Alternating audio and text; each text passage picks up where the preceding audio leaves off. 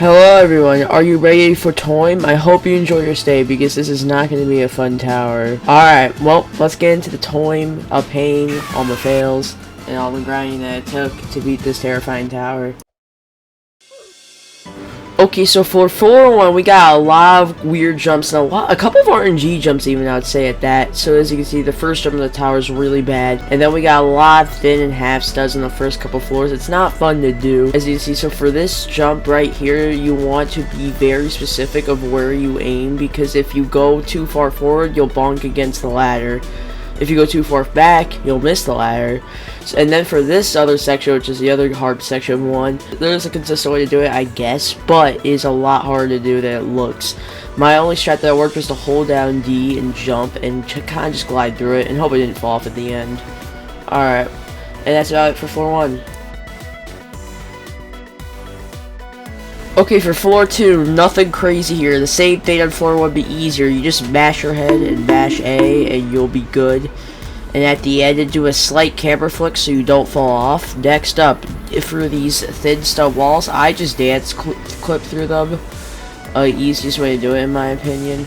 And then the outside has some really difficult parts of it, and mainly just 2 jumps in particular that are harder than the rest, and that's really about it.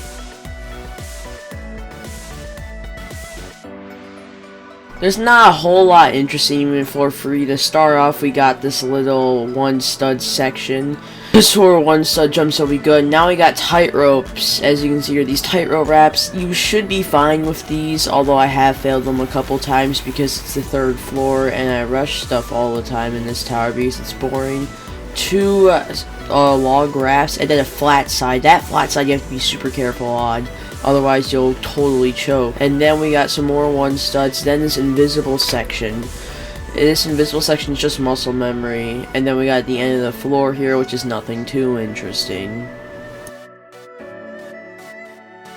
Okay, so to start off floor 4, you can do this really easy skip to skip a couple of difficult wraps. Then we get to this thin stud wrap section. This is a lot easier than it looks, I think, for once in a terrifying tower like this.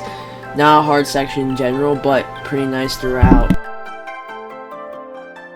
Now we got this really long lap, which you had to treat it like a long jump into a wrap, then another long grab, another flat side jump to screw you over. And then we got another pretty boring ending to this floor, except for 1 more section here in a second. Oh, we got a wall hop too, because yeah, cool.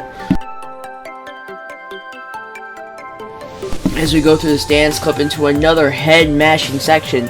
This head mashing section is just boring as crap. You gotta mash your head for a solid like 20 seconds, and then a couple 3 stud stickouts later, and you've made it to floor 5. So right away, you want to be careful on that ladder flick because you can definitely screw yourself over. And then some pretty basic jumps at this jump. You gotta align carefully, tilt your camera sideways so you can scoot in sideways, literally. And then you go and make this long jump. And then some more boring jumps. The jump's inconsistency and difficulty is insane. And then we got this feels like Tower of True Skill quite literally, even though it's the Tower of True Skill sequel. This jump right there especially. Then some slanted head hitters and some more kind of boring wraparounds, but kind of hard actually to finish off the floor and get on to the tower's actual difficulty. So then we got for the safety net, nothing interesting here, just a bunch of boring gameplay on the safety net, so we can skip past that. So then for this, you want to go into ghost mode and make a turn on the tightrope. And then for this next section, the way I do it, E-dance 2, pretty much do an E-dance 2 glitch while holding D and then spam jump on this wedge. Be super careful so you don't get flung out, and then tap at the end there to get out. Some slanted jumps later, and a long jump later.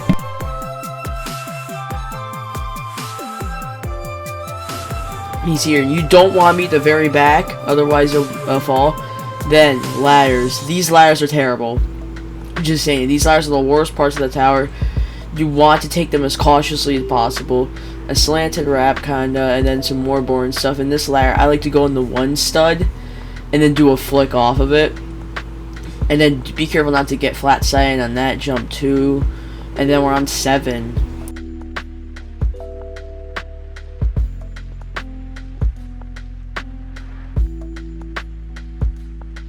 a couple of long stud wraps later, and then for this jump, I don't like to do the wrap. I like to go from there and then slide into this one stud hole very easily. And here's a very bad fail incoming. Oh no, never mind. I thought that was a fail there. Anyways, okay. Anyway, okay, we got a long wrap there, and then a big jump down. And then right here, this is interesting. I do a lodge where I kind of lodge my way through instead of doing the actual wrap, because the lodge is easier, but it's not fully consistent. Nor is this whole tower, to be fair.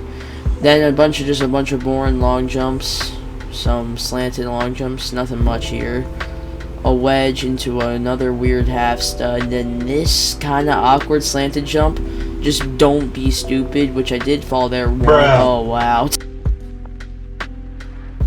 Okay, so if you're actually smart, you make it into 7 net.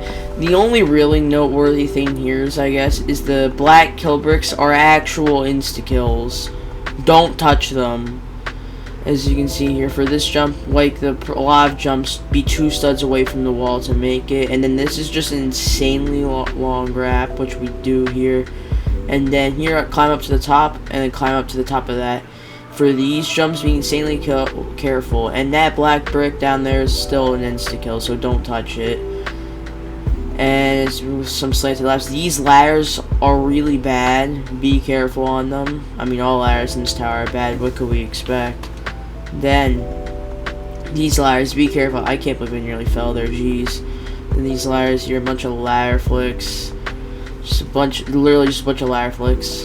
And we're near like the end of the ladder madness, but there's one more ladder left to go that is really bad. Corner flip jump, E-dance 2 glitching, another E-dance 2 glitch right here as well, and then a corner flip, and then a lodge. So for this one, just jump and then turn your camera sideways once you jump up. And then these cylinder wraps here. So this cylinder wrap here, you gotta be careful on because you don't want to fall. So then here you want to slowly maneuver the cylinder ladder so you don't fall. Do a flick here and then do a flick up here. So then here too, don't bonk your head, or at least try not to. And then right here you gotta do a 2-stud climb up, some simple walk arounds, and then for right here, turn down your graphics to 1 so you can see the platform better if your graphics are not at 1 already, which mine were not. And then do the wrap because you can see the brick a lot more visible. And then a bunch of boring kill brick gameplay later.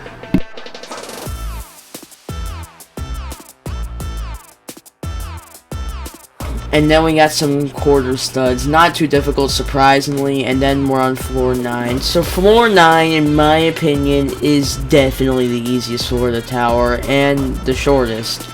Go up this slant right here, and then you can do a jump or a walk around. And for this, what I like to do is use alignment keys, and then jump up to about here, and then just walk sideways, dodging the kill bricks, instead of using those extra platforms down there, which you can if you need to heal. And then a slanted wrap right here, go to the top of this jump, go back down, and then go back up, do a kind of sketchy wrap, then go all the way around, and now we're at floor 10.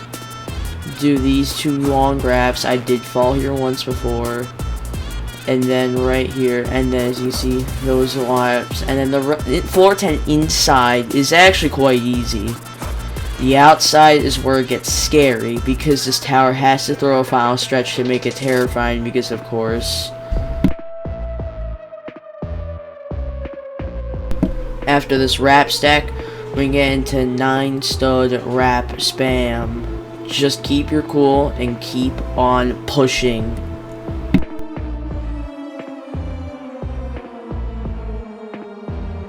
Alright, so right here, so for here you want to stay back on that 1 stud and then go into the little slit in the wall. Then do a quite precise wrap and then make sure to not get caught in the corner.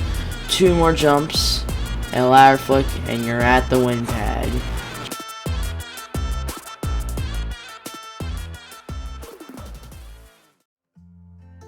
It's over! This was so painful, bro. Bro, we're doing a ball pit! Ball pit, guys. Ball pit. What is up here? Okay, so this was probably my most painful tower in Johto yet, and by far, unfortunately, of all the SCs I've beaten, my least favorite. I did not enjoy much about this tower. I enjoyed it for the first couple days. My first couple days I played it. I literally beat TOBK in the middle of grinding Toim. That's how boring this tower was. So, enjoyment. I would say, out of 10... 5 is average, obviously, 10 is good, 0 is bad. Enjoyment, I would say a 4. It is kind of enjoyable because it's short, but it's bad. On top of that, just to make the odds against you, the ladders in this tower are atrocious. There's a lot of things in this tower that are atrocious. So enjoyment's a 4. Design, there's no design. It's just a bunch of bricks, pretty much. Design, I'll give a 2. And creativity, also 0 creativity in this tower, obviously. But that's really besides the point. Creativity is a 1. There's nothing interesting about this tower.